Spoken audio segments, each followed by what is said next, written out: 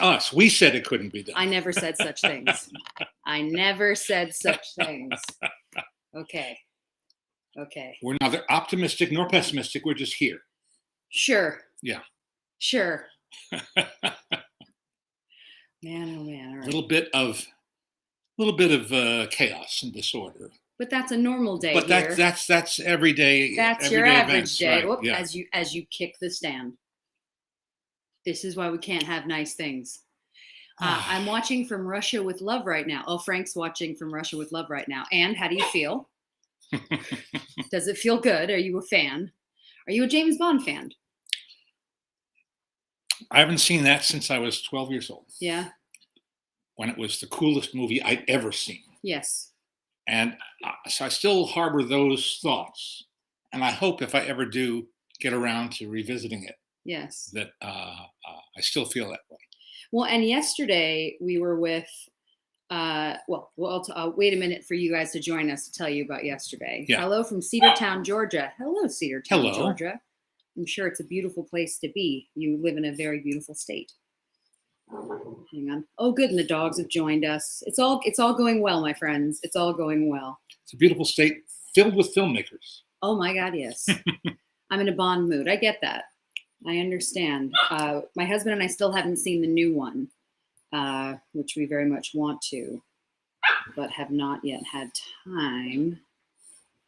You know, I have to say, the rudest thing about having a baby is that, they don't give you all this free time to watch movies when you want to. They suck up all your time and energy. It's just rude. Yeah. She doesn't pull her own weight at all. It's ridiculous.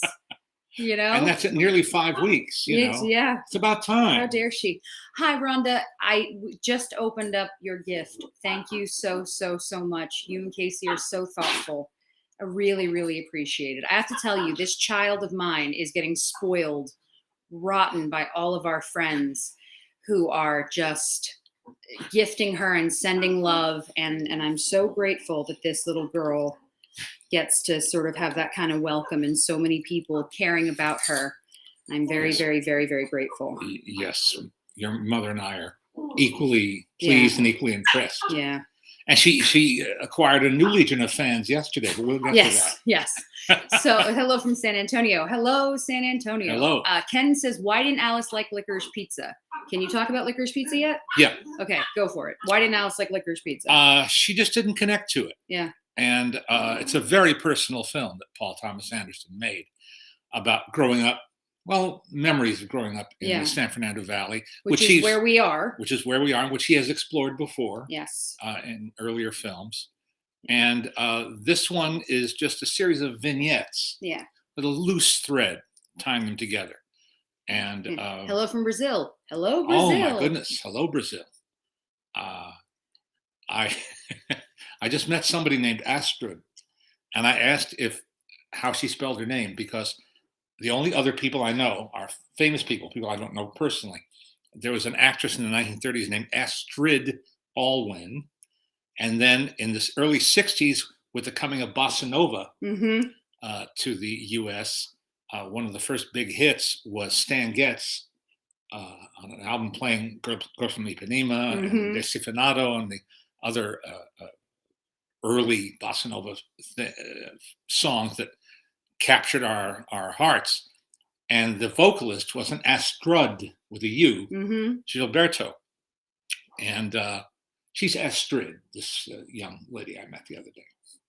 Now, isn't that uninteresting? Yeah, I'm afraid so. But you shared. I did. So yesterday we got to do something really fun with actual human beings.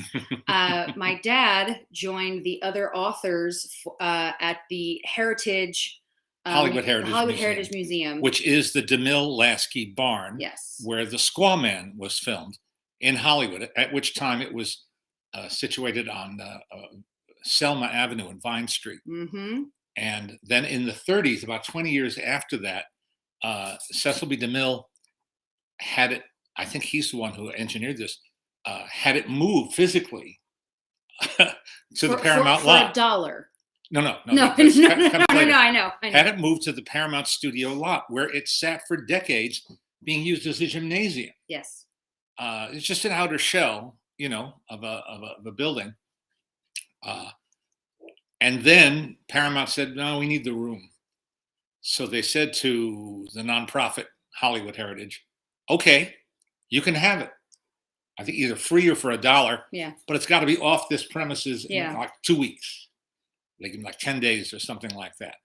And it sat on giant tires. Giant tires. That's what I remember as a kid, was seeing it on giant tires for a long time. In a parking lot. It lives across from the Hollywood Bowl. In another parking lot. Yeah, if you know the Hollywood area at all, that's where it is. And it's a wonderful museum. They really have a great collection of treasures from film history, especially from the 20s and 30s.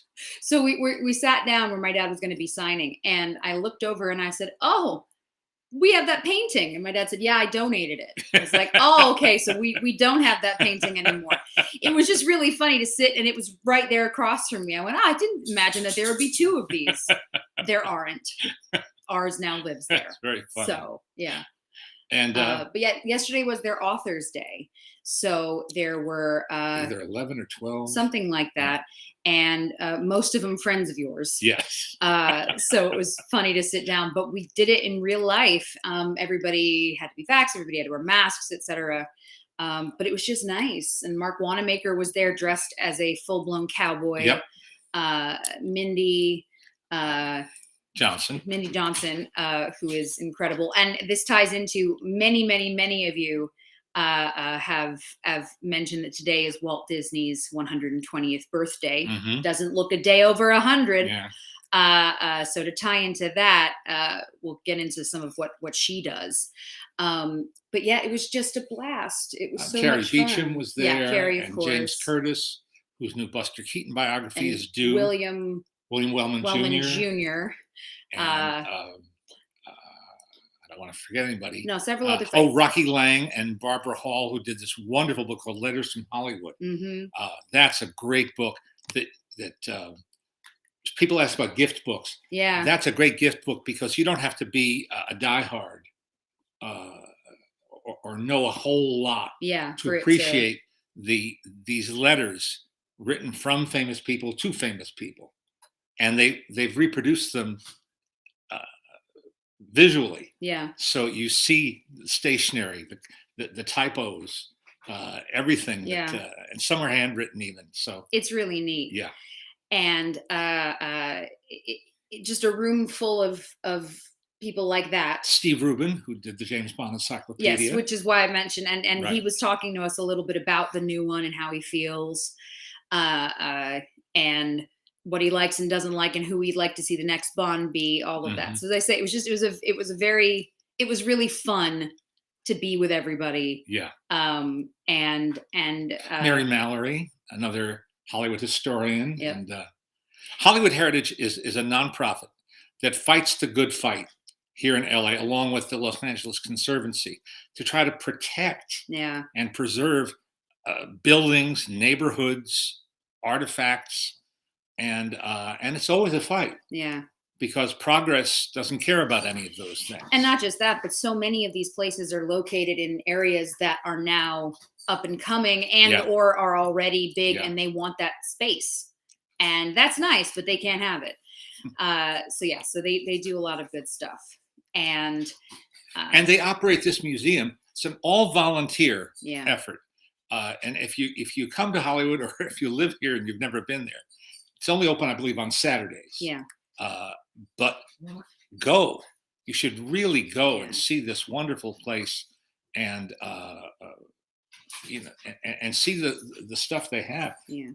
One of Charlie Chaplin's cameras, one of his motion picture cameras, and a 3-strip Technicolor camera, which is fascinating to look at. And they do a handful of events. They really try to get on their mailing list as well. To keep people together, which is lovely. Yeah. Anyway, but so to tie into it being Walt's birthday, Mindy Johnson is an incredible woman, and we will record an episode of our podcast with her very soon, because she researches.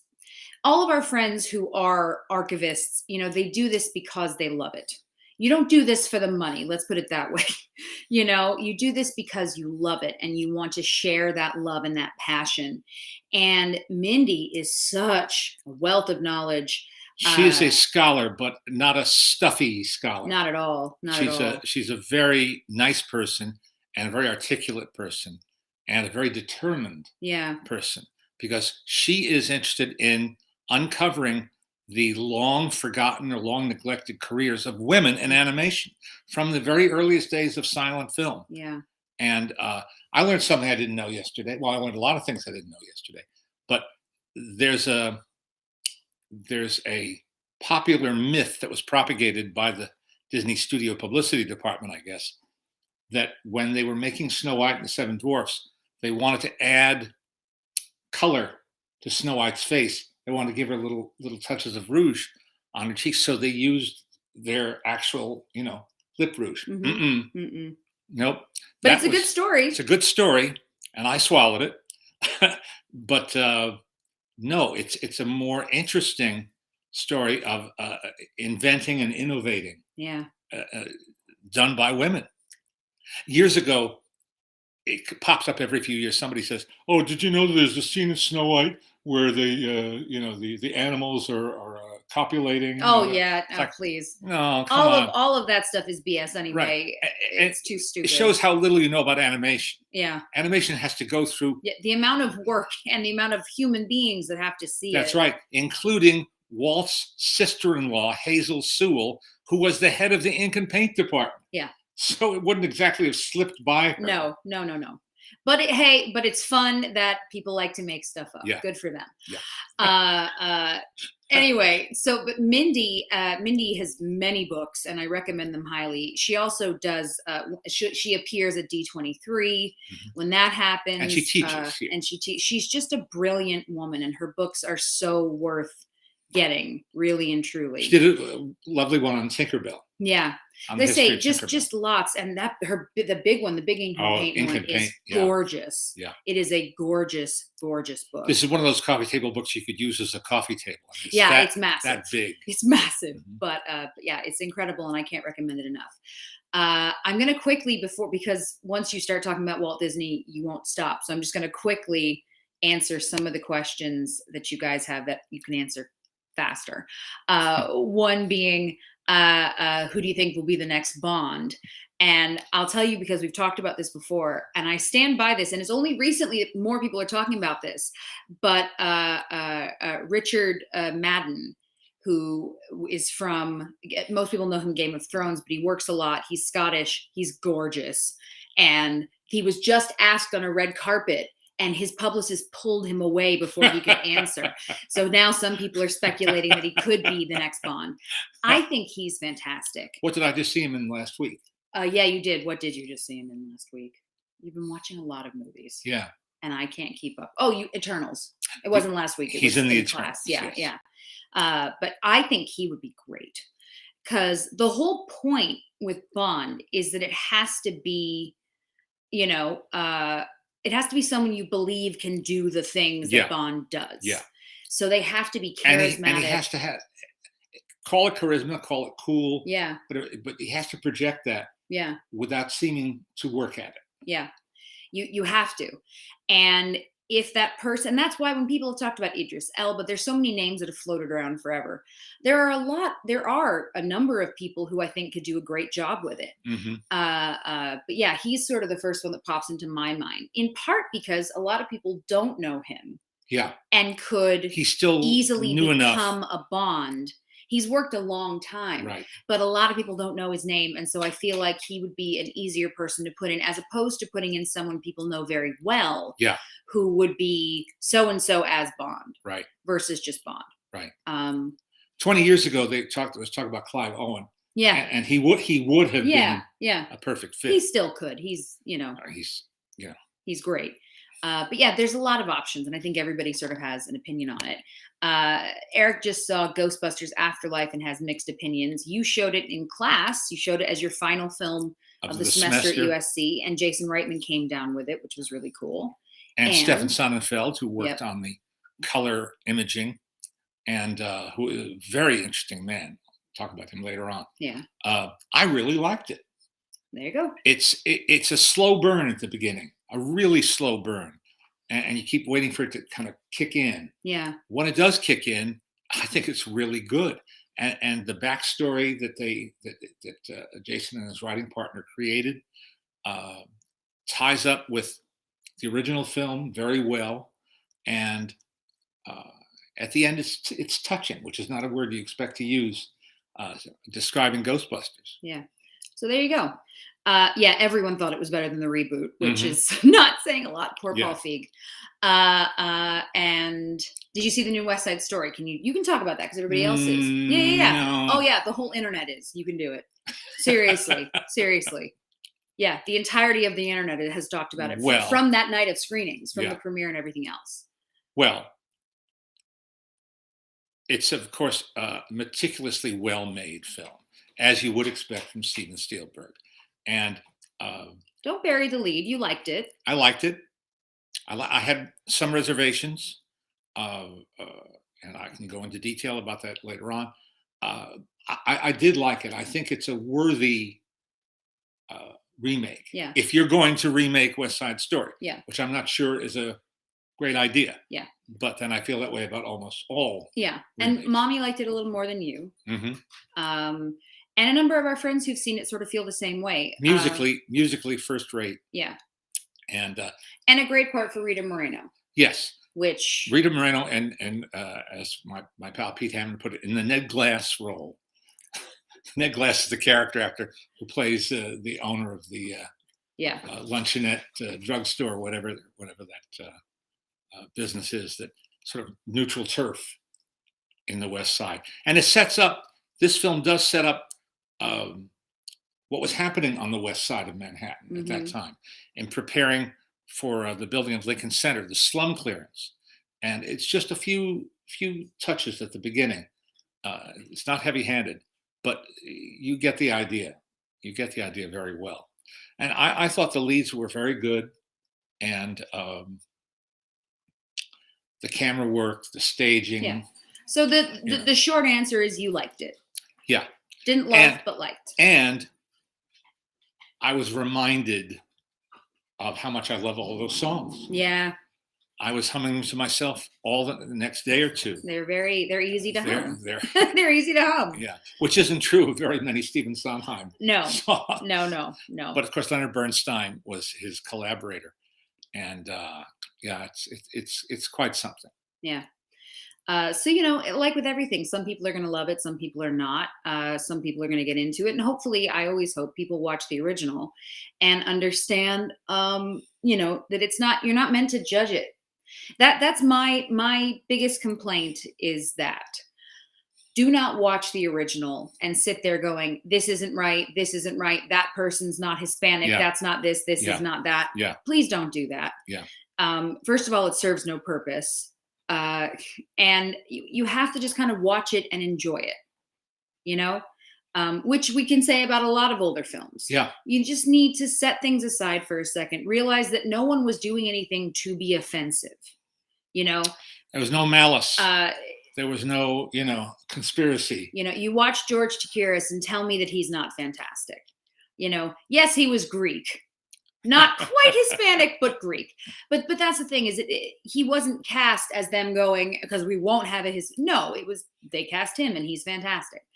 So yeah, there's a lot of people right now who are sort of condemning the first film. I read a roundtable. roundtable. I read a roundtable in the New York Times with one of their lead film theater critics and another theater person and several Latinx spokespeople and scholars, and they all talk about how they first discovered West Side Story as kids, either in a school production or watching the original movie on a VHS tape or on television, and how there were mixed feelings in the Puerto Rican community then. Yeah. And one of the things they said that I would not know is that there are very few authentic beats or rhythms used by Bernstein. Yeah. anyway, so it's something you can pick holes in Yeah. easily. So don't. So don't do that. Don't do that. Watch it and enjoy it. And if it doesn't work for you, that's okay. Because it has spectacularly good sequences in it. It's worth it for that, Yeah. I think. As does this one. Yeah. Have you shared your thoughts on Tom Hatton? I've just been gifted a Popeye original sketch. Well, I didn't grow up on this coast, so I didn't grow up with Tom Hatton when he was a very, very popular kiddie show host here in LA. We had our own group of people in New York, Captain Jack, Officer Joe, and here he was Sailor Tom, I guess. And but I got to know him in later years, and he was a lovely man, and I can see how he would communicate very well with kids. Yeah, it's interesting to learn now. Yeah, to see what works and what doesn't work. Anyway, so let us dive a bit into Walt Disney.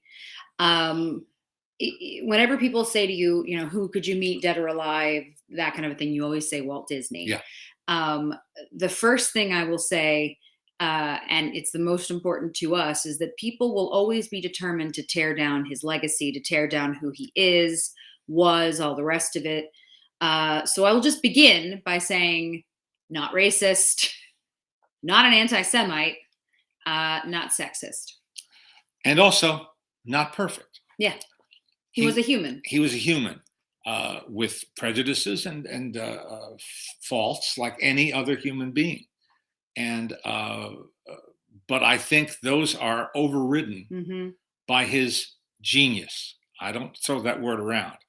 By his genius and his talent for channeling talent into the right areas of his once single-minded studio that grew into an empire. But as it grew, he had to find ways to make the best use of the people that he had around him, and he did. When Ward Kimball came there because he was a brilliant artist, he never dreamt he'd be doing films about outer space for television. When a lot of the Imagineers, the first generation of Imagineers, got there, they were drawing Mickey Mouse. They never had any thoughts of someday doing amusement park type rides, only innovative, incredible amusement park rides. He steered all of that. He knew how to orchestrate all of that and more. And he was a visionary. Yeah. There aren't many of those in any field. People who really can touch and feel the future and then make it happen. Make that future come true. Yeah.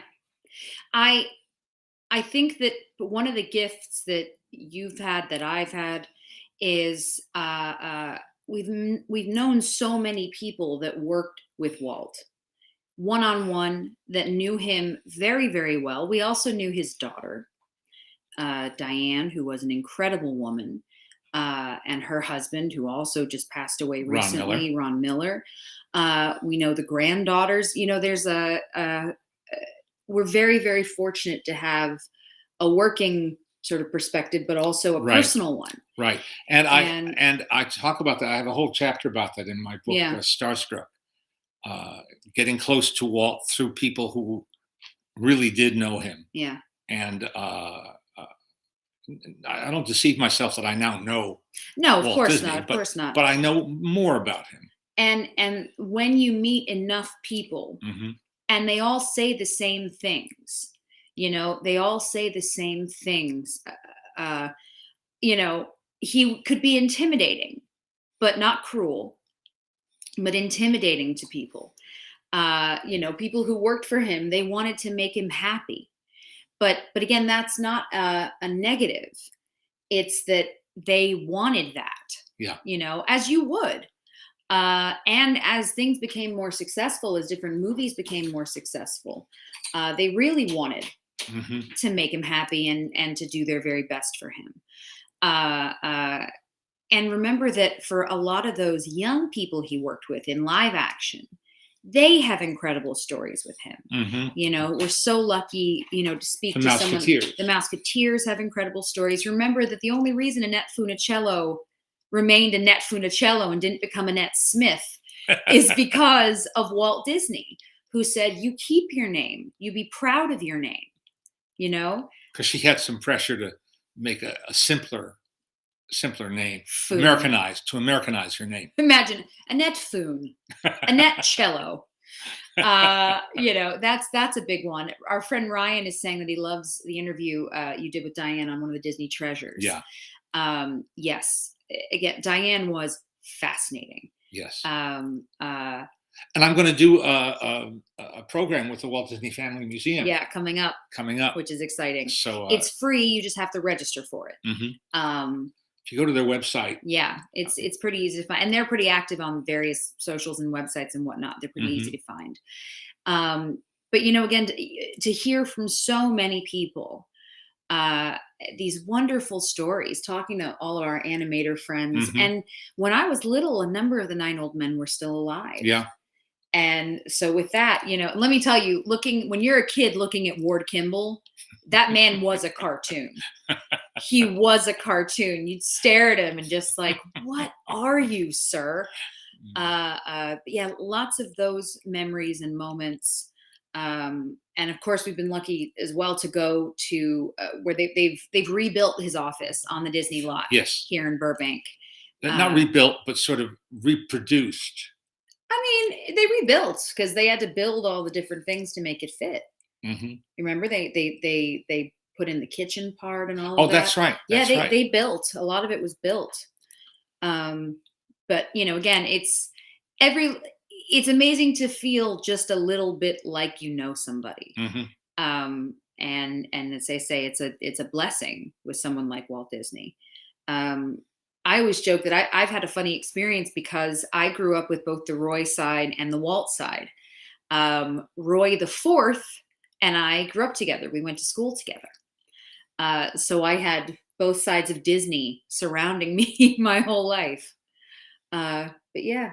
And for you doing the Treasures, talk a little about the Treasures because people always ask. Well, and thank you guys for your continued interest in that series of DVDs, which I pitched as an idea to Dick Cook, then the president of the Walt Disney Company. A lovely man. A 37-year veteran who started as a Jungle Cruise operator.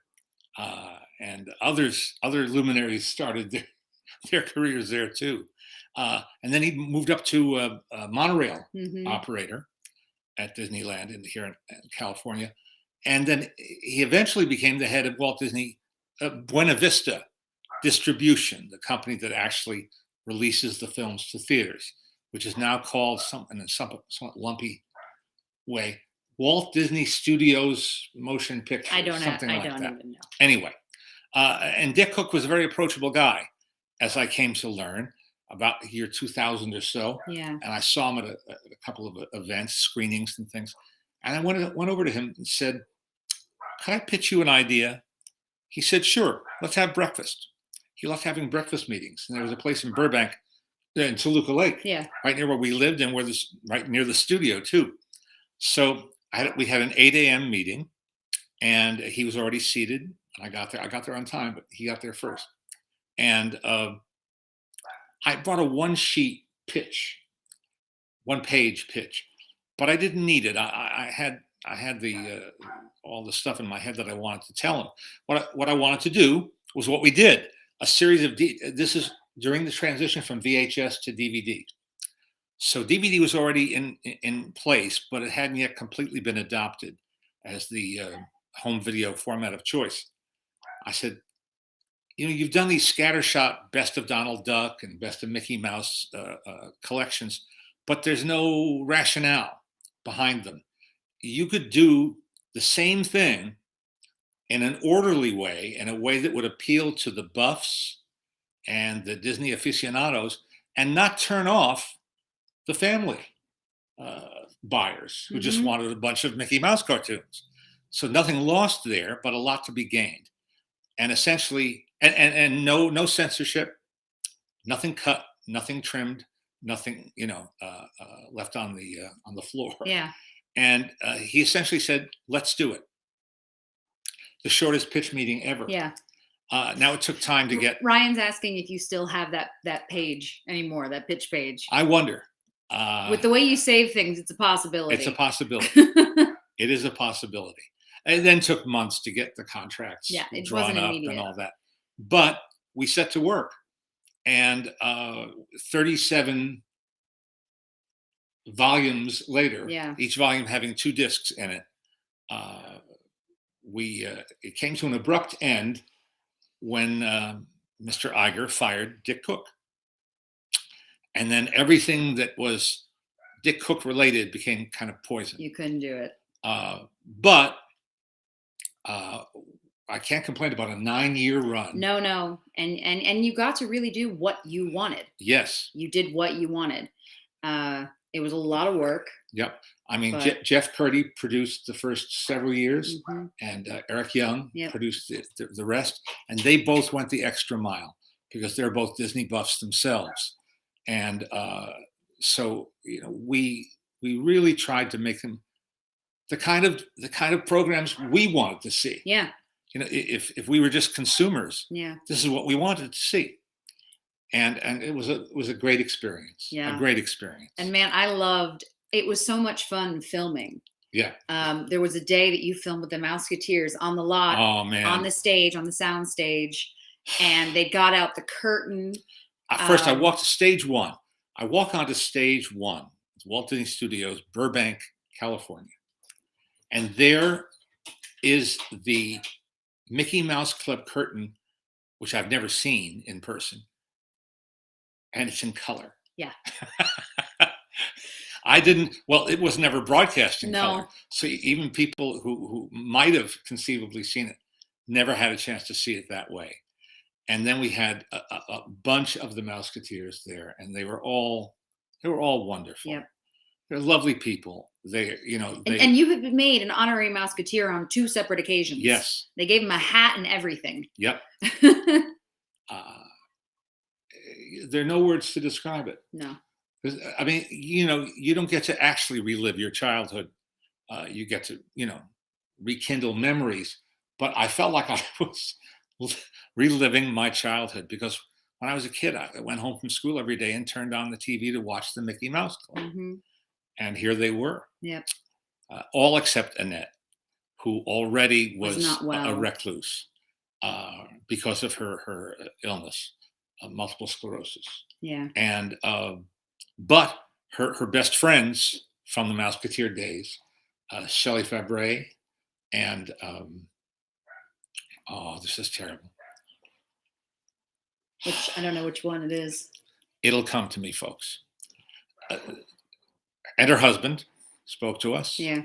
And Richard Sherman, because the Sherman brothers wrote all the songs for her hit record albums, and they all loved Annette, and they loved working with her, and again, they all life. had incredible stories about Walt. Yeah, Mr. Disney. Yeah.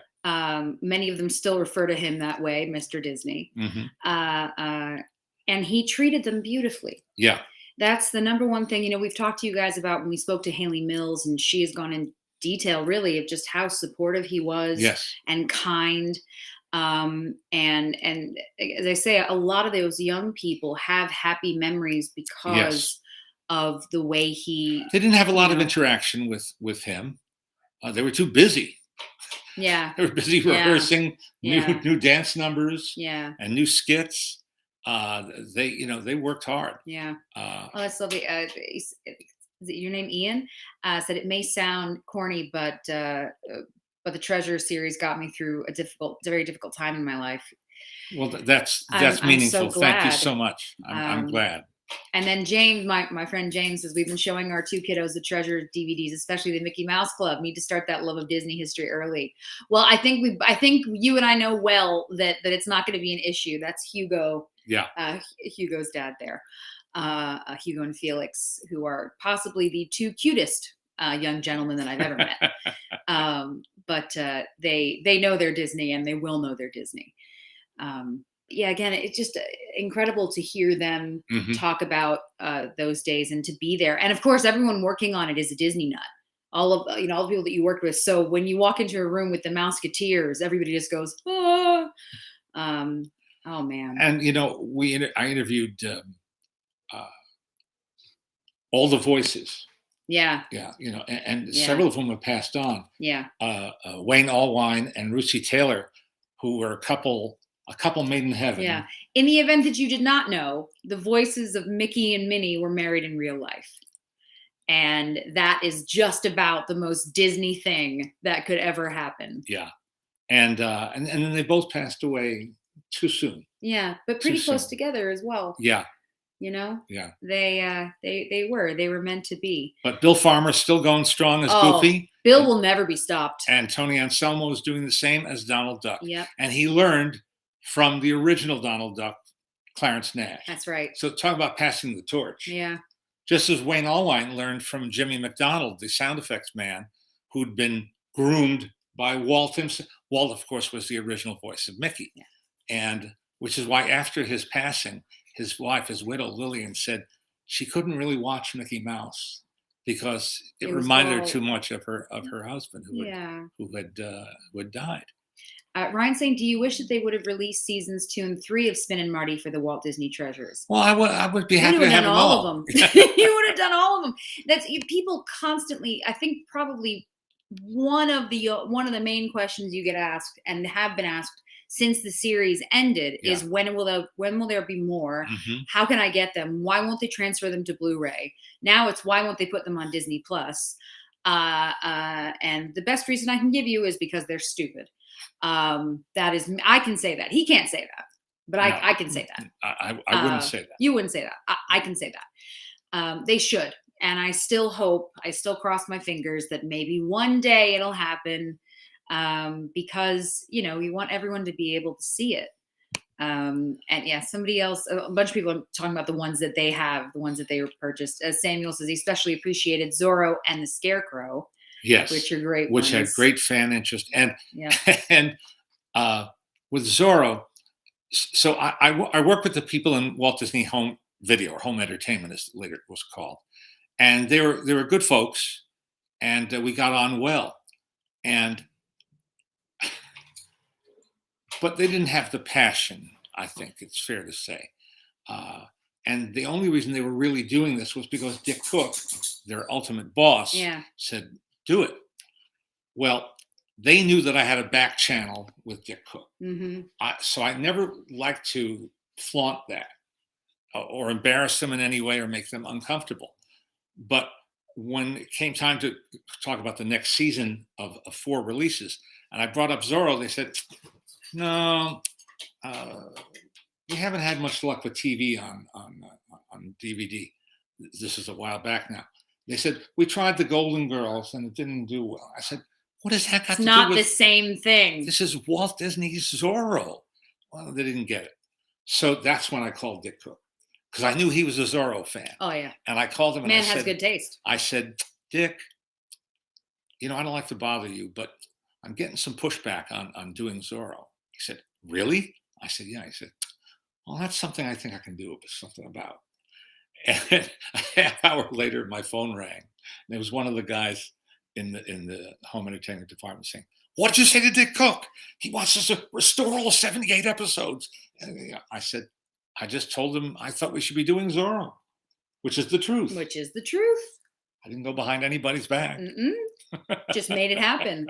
Rachel agrees that because they're stupid is the correct answer. Thank you, Rachel. I appreciate that. One of the great treats was meeting, Guy Williams Jr. is a wonderful guy, but Buddy Van Horn, the veteran stuntman and sometimes director. He directed some of Clint Eastwood's films and worked with Clint for a long, long time. He was Guy Williams' alter ego on screen and in personal appearances too. And he just gave us wonderful stories.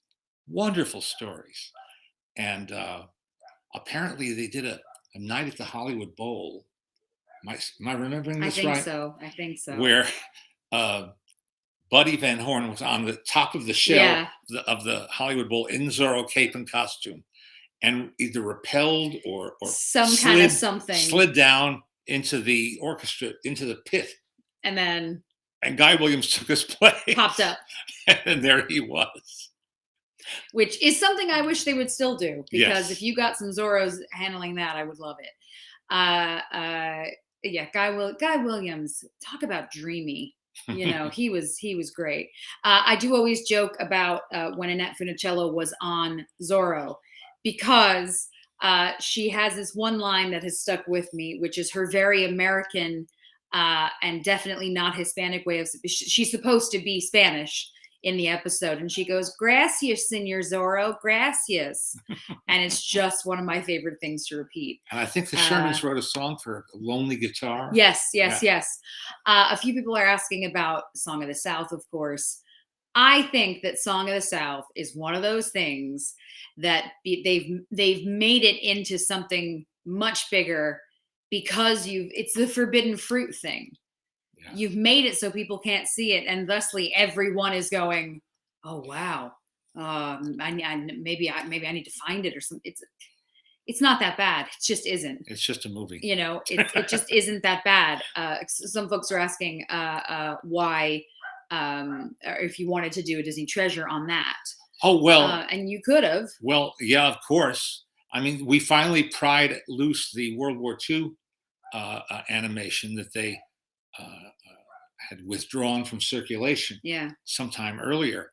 Now, when I was growing up, I saw DeFuhrer's face on the weekly Walt Disney TV show, but somehow along the way they said, "Who is it offending? German? No, Nazis." Yeah. Nazis. And I'm okay offending Nazis. I'm comfortable with that. No, again, it's one of those things. People are so afraid of everything that they just go, "We'll cut it all off." And you say, "No, maybe you don't have to cut it off. You just need to put it in context." And that's what's become a joke now, that you should introduce all things that are offensive. Yeah. People always say to us, they should put Leonard in the front going, "So it's a little racist, guys. It's a little bit racist. It's going to be okay. Just deep breaths." But yeah, as I say, I do, in my dreams, something is done with the series because it should be. Yeah. And hey, you never know. So that's a bit about Walt. And, as I say, it's 120th birthday. Not bad. Mm-hmm. He gave all of us, his effect on pop culture and everything else. I don't know anybody who's done as much as he's done in that way. No, there's no one to compare. But then, as I say, also, he's the only visionary. I mean, other people produced cartoons, and some of them did it well. Yeah. But they weren't, tackling what Walt had. Walt's imagination and his determination, to push in that direction for things to happen. Oh my. Anyway, I brought some show and tell stuff today. Good. Because it's been a while, and I can't remember what I've shown in the past. So I'm going to just throw out some of the questions people have asked. Sure. What's your favorite Ebenezer Scrooge? Who's your favorite Ebenezer Scrooge? And who do you think would make a good Ebenezer Scrooge? Mine is Alastair Sim. Alastair Sim. Can't go wrong. Yes, can't go wrong, because he's great. Yeah. I was lucky enough to see him on the London stage in a restoration comedy when I was in London in the early 70s. Just a magnificent comic actor. Yeah. Frank is saying Michael Caine. Oh, Michael Caine's wonderful in the Muppet Christmas Carol. But as we've said before, the Christmas Carol is, you have to work really hard to spoil the Christmas Carol. Yeah. I've seen it done, but you do have to, it takes a bit of art to make it terrible. Okay. So this is just some miscellany. Here is a toy. That's very funny. I think this is German in origin. So it says Harold Lloyd on it, and it's a mirror on the back. But it's one of those things where what you have to try to do is slide Harold's glasses onto his face. Those things where I almost got it once there. It was not impossible to do. No, not impossible, but difficult. Just difficult enough. You can sort of see his glasses there at the bottom, and they slide up and down. And you have to try to get the glasses That's to neat. be on his face. That's almost surely from the 20s when he was a huge star. Yeah. As was a much younger fellow named Jackie Coogan. There's some very who was small introduced to audiences by Charlie Chaplin in his great film The Kid. Yeah, it says made in Germany. Yep. I can't get the other part, but yeah. And this is Jackie Coogan, Cecil, right on a little pedestal there. And Jackie Coogan was one of the most merchandised of all silent film stars, regardless of age. I have like at least 6 or 7 wildly different. Everything's fine. I didn't break it. So. Wildly different pieces. There was Jackie Coogan stationery, Jackie Coogan peanut butter and peanut butter tins, Jackie Coogan records, little miniature records. And here's Jackie again on a ruler. Jackie Coogan in The Rag Man. Trying to show it so that all of our viewers can see this. On the other side, because it's for children, it's a usable ruler with, illustrations of animals. But, make a rule to see the kid himself. See what they did there? In The Rag Man. See what they did there? His greatest picture. A Metro Goldwyn special. Mayer hadn't forced his way into the name of the company yet. There are several dinky toys that have this same idea, but this is the only one I've seen with the Paramount newsreel. There are others with Pathé News, which was the big one overseas outside the U.S. It says Tour de France on one side. It's got someone in the back filming, which is really cool. And it says Paramount on top. So you can see they're filming out of the back of the car. I just love that. It's great. And here's one of my all-time favorite pieces. If you've ever seen Cecil B. DeMille's Union Pacific, which I don't necessarily recommend that you do, it's a big, garish, corny Cecil B. DeMille movie with Barbara Stanwyck. But the high point is the building of the railroads and the meeting of the roads at the promontory point. And so this is for the 70th anniversary completion, first transcontinental railroad, starring Barbara Stanwyck and Joel McCrea, and Cecil B. DeMille's Union Pacific. It's a golden spike. It's a railroad spike. Because allegedly, that's what they did, is they drove a gold spike at the meeting point of the East Coast and West Coast railroads. It's really cool and very heavy. Let's see, which golden book, Nick? Which golden book are you surprised it hasn't been republished? Ian is saying that Canopy is a great app that allows you to stream classic films with a library card. Lots of silent and early comedy there. Yeah, I have some friends who love Canopy for that. 1 second, let me get back up. Paul says that he had a great time seeing The Kid at the Niles SNA film, Silent Film Museum a couple of years ago, pre-pandemic. It's a great museum. You guys had so much fun. Oh, yes. Going there. Yes. Niles is a neighborhood in Fremont, California, just outside of San Francisco. A little bit of a drive, not too bad. No. And then if you get friendly with somebody there, which is not hard to do, they're very friendly, very engaging people who love anyone who shows a spark of enthusiasm. They'll drive you into Niles Canyon. And at a certain point, if you really are a Chaplin nut, as I am, as they're driving you, you go, oh, I know where this is. It's the last scene in Charlie Chaplin's SNA two-reel comedy, The Tramp, where for the first time, he's walking away from the camera and sort of then kicks up his heels and says, all right, I'm going to face the future. Life isn't so bad after all. And it's right there. Oh my, hallowed ground. By the way, that documentary, The Real Charlie Chaplin, is going to air on December 11th on Showtime. I don't know how many repeat showings, if any, but if you have Showtime in your stack in your bundle, in one of your various bundles of streaming things, set your DVR, because I think it's a really good film. I introduced it to Telluride Film Festival. And the two young men who made it are they're so dedicated. Yeah. And I'm thrilled. I'm thrilled that it happened. They're standing on the shoulders of Kevin Brownlow very plainly and openly, and make no effort to hide that. Not a bad place to stand. And but they really cover cradle to grave, literally. Yeah. Cradle to grave, and with the cooperation of Chaplin's family. Yeah. And you'll hear several of his children talking, and they point out that their mother, Una O'Neill, never spoke, never gave interviews, and she wrote a lot and then destroyed. She either burned or in some way shredded, literally or figuratively, everything that she wrote down. It's amazing. Yeah.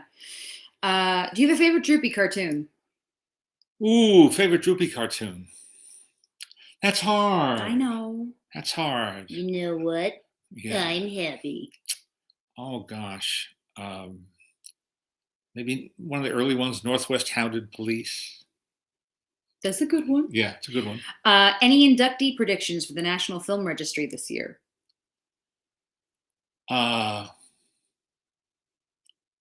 No, I'm no longer on that voting board. I was on it for more than 25 years. Yeah. So, no. And what's interesting, I don't think it's telling tales out of school, but of the very many and varied members, there not only does everybody have an individual point of view, but they have a specialty or a certain kind of film they're pushing, be it avant-garde cinema or documentary or actuality footage, or silent, or early talkie, or contemporary. Yeah. And the film has to be 10 years old to be admitted.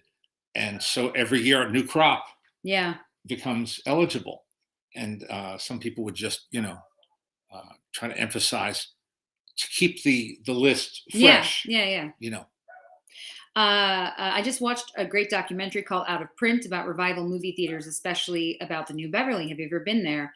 The movie is made by my friend Julia Marchese, who ran the New Bev for quite a while. She was a manager there for a long time. And yes, she made this documentary. It's wonderful. We've been to the New Bev many, many, many times. It is this small theater that is beloved here in LA. And it's on Beverly Boulevard. That's where the name comes from. But yeah. It's not in Beverly Hills, but it's on Beverly Boulevard. No. What do you think of A Holiday Affair with Robert Mitchum? It's a film I've come to really like a lot because of TCM running it all the time in December. It's a really charming film with one of Robert Mitchum's most endearing performances, because he's playing a nice guy, and no hidden agenda in that movie. Yeah. And his daughter Patrine has been interviewed, and they run this clip of her saying that it was because he had just gotten into trouble over a marijuana bust that Howard Hughes, who owned RKO Pictures at the time, which had him under contract, deliberately wanted him to do something lighthearted, or lighter-hearted, if there's such a term. And he and Janet Leigh are delightful, and it's a really, really likable movie, sweet movie. Yeah. Jonathan keeps asking, what's the difference between the original Space Jam and A New Legacy? The difference is Michael Jordan, and I don't think any of us saw the new one or cared to see the new one, because why did they make a new one? Have you seen the new version of Nightmare Alley? You can't talk about it much. I saw it Friday night. But I see, I've told you guys this before. The thing about The thing about embargo is the embargo really exists if you don't like something. That's the reality. Is that they embargo things so that if you don't like something, you can't ruin it ahead of time. But when you do like something and you say something nice, they're thrilled. So, without talking about it much, I would say that you and mommy both liked it very much. That is what you can say. You liked it very much, and it's rare that my parents agree completely on a film. That does not happen a lot. All right. Jim says, I hope Daisy is enjoying her first Hanukkah. Thank you. With Lucille Ball in the news so much, the Ricardo's movies, her podcast, do you have a particular favorite pre-sitcom feature film of hers? I'm fond of Dance, Girl Dance, Dewberry Was a Lady, and The Fuller Brush Girl. I like Easy to Wed, where it's not a vehicle for her, but she's part of the quartet of stars. Mm-hmm. It's an MGM movie with a good cast. Yeah. And she's among them. Yeah. And too many people dump on Too Many Girls, the film where Lucy and Desi met. But I like it. Yeah. Not a great film, but I like it. Ryan's asked me if you remember the first time you went to the Walt Disney Family Museum, and I think the first time was when they opened it. We were there for You opening were night. there for opening night. We were there for opening night. Excuse me while I get this lozenge unlodged from my pocket. This is very awkward. But my mouth is dry. You could drink. I could drink. Take a drink. But this is better. Okay then. So yeah, that's the first time you saw it. And from the podium on that opening at the opening night gala, Diane Disney Miller acknowledged my wife Alice as being the one who urged her to have a great gift shop. She didn't urge. Mommy didn't urge her. Mommy told her. My mom told her that if it doesn't have a good gift shop, there's no point. And so she was thanked. And you guys have been on the board from day one, pretty much. You've been a part of the museum from the beginning. That is true. But yes, my mother is right. A good museum needs to have a good gift shop, or otherwise, why are we even here? Ken says, thank you for the chapter in Starstruck on Old Time Radio and the mention of your book, The Great American Broadcast. It reminded me that I have that one of yours too and need to go reread it. Do you recommend any venues for hearing old shows besides CD, etc.? Yes, you and your friends have various ways. The internet, what is it called? Internet Archive, which is a nonprofit entity that has public domain books, articles, magazines, TV shows, radio shows. That will lead you to almost any radio show you want to find, and often in very good quality copies. Yeah, absolutely. I say there are lots of places to find things. Yeah, Greg Ehrbar is saying archive.org has thousands of shows. There are tons and tons of places you can find so much. Which is great. It's nice to have it as a resource, especially if things aren't going to be released officially. At least they can exist somewhere, as I say, happy about that. Greg also says that Lucille Ball gives an electrifying performance in the radio version of They Travel by Night in the Ida Lupino role. There you go. They Drive by Night. They Drive by Night. Ha ha. But yeah, Lucy is one of those people that I hope what this movie does, as with other things, is it encourages people to look at other things she made. And may I say, Nicole Kidman does an extraordinary job as Lucille Ball. She has said it's the hardest thing she's ever done. Yeah. And she knew what was at stake. Yeah. And she pulls it off. And really, Javier Bardem does a damn good job too. But the way that John C. Reilly and Steve Coogan made you forget you weren't watching the real Laurel and Hardy. Yes, which was incredible. Nicole Kidman does it here. Yeah. P.S. If you haven't seen that movie, Stan and Ollie, a lot of people didn't. If you love Laurel and Hardy, I wouldn't say, for me, it's not how I would introduce someone to them if you don't know who they are. But if you do love Laurel and Hardy, this movie is a knockout, and those two performances, mind-blowing. And the makeup alone is just incredible. But in general, really, really good film. But as I say, not something that I would recommend starting somebody with. Yeah. Because it doesn't really tell you enough about them at the Yeah. beginning. Yeah. Being in the Ricardos, Aaron Sorkin, I couldn't imagine what he had in mind. How he was going to approach this. Yeah. Well, he's a pretty smart guy, and he found a way in. Yeah. By isolating 1 week and one incident, and then doing flashbacks. Yeah. It's a very good film. I'm looking forward to seeing it. We're lucky we're finally getting screeners now because again I can't really go to the movies at the moment. You can bring a 1-month-old to a movie, right? That's fine. No problem. No one will mind, right? So thankfully the screeners are starting to come in so I can catch up on a lot of these movies because I want to see them.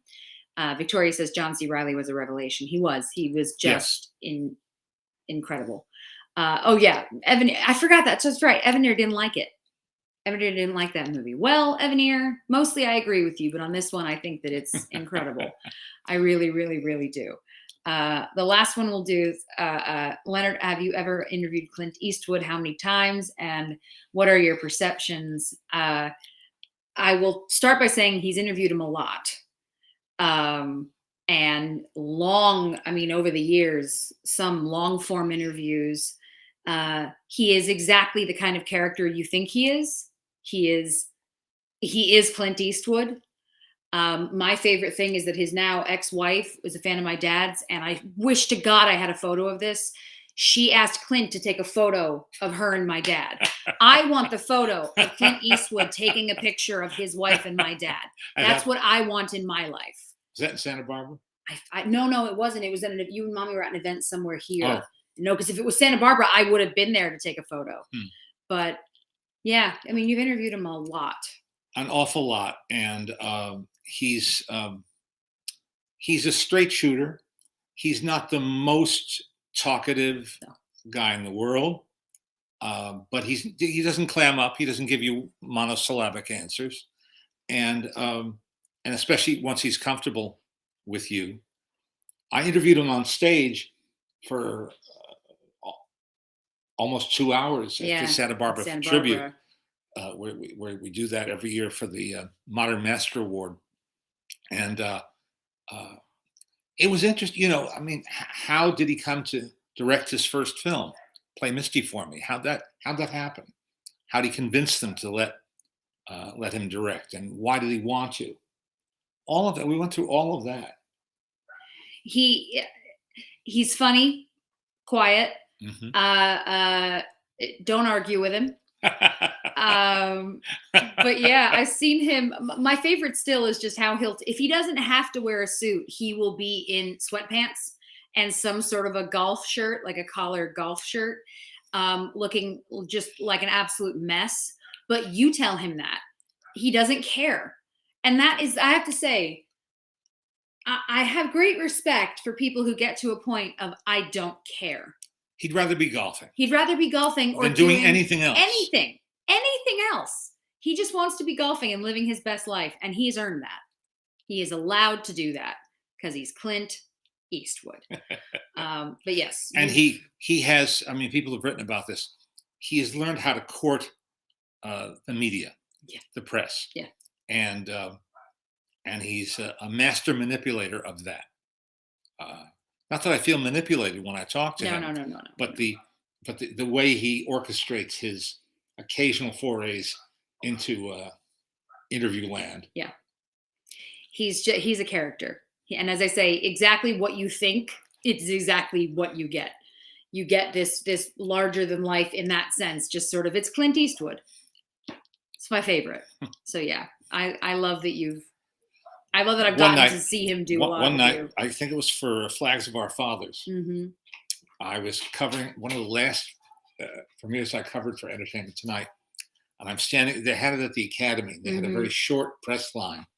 And I'm standing, the way it worked was first there'd be the photographers, the photogs for newspapers and media. And then would be the television folks. And E.T. was always first Mm-hmm. in that lineup. So I saw him coming. He was posing for the photogs impatiently. And then he saw me and came over to me. He didn't have to be, dragged.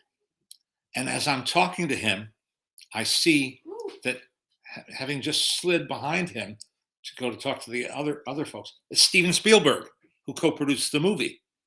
And it's like, how do I get them at the two of them same together? time?